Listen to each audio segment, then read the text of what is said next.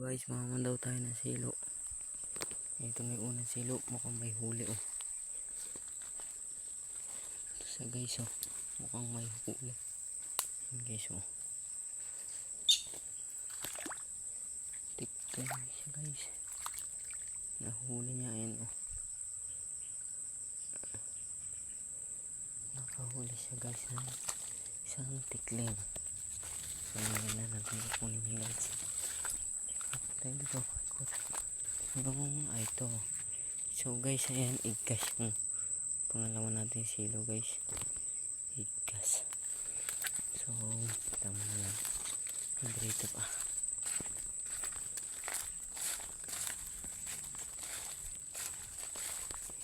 Parang hindi naman sila igkas. Guys. Oh. Hindi naman sila igkas.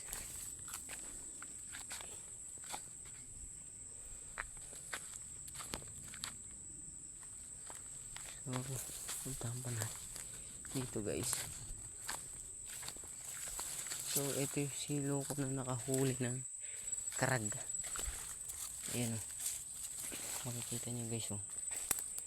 Palakang karag yung nahuli niya guys. At ayun naman yung isa. Yan. Wala pa ring huli. Kaya ngayon, kukunin ko na huli natin doon sa trick. Kakabit ko ulit guys. Tuturo ko sa inyo kung paano ang pagkakabit ng silo sa mga hindi po nakakaalam.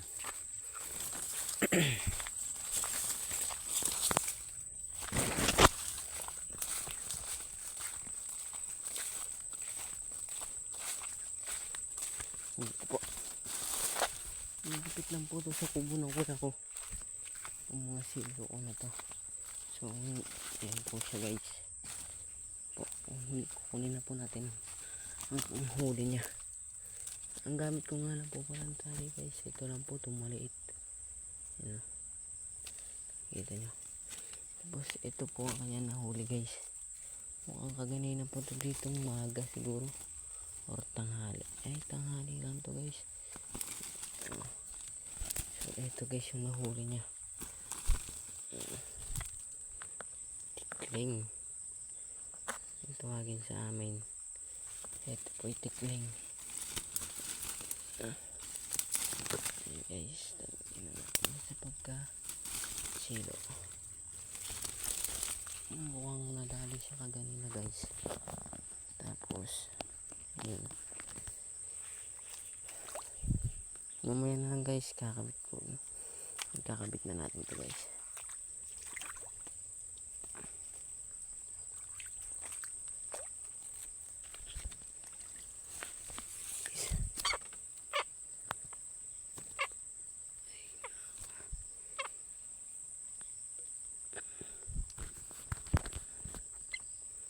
Yun guys, kakabit ko na siya.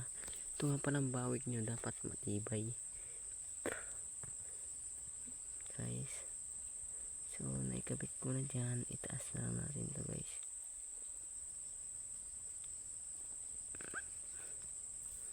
Guys,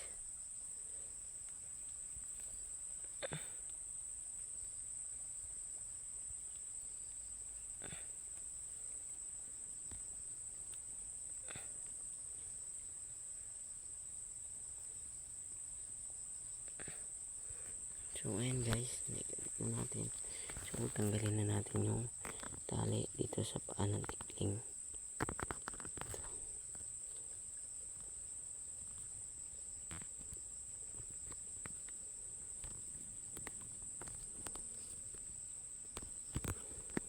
Ayan guys, so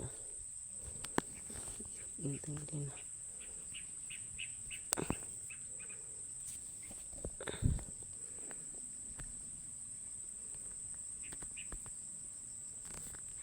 Guys, tanggal na natin. Kaya may kakabit na natin.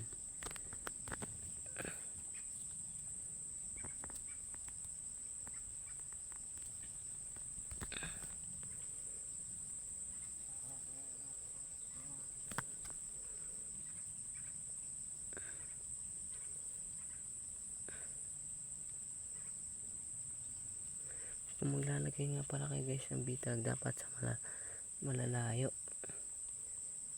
yung mga walang manok para hindi sila mahuli. Yun guys, so ayos na. Bye bye guys.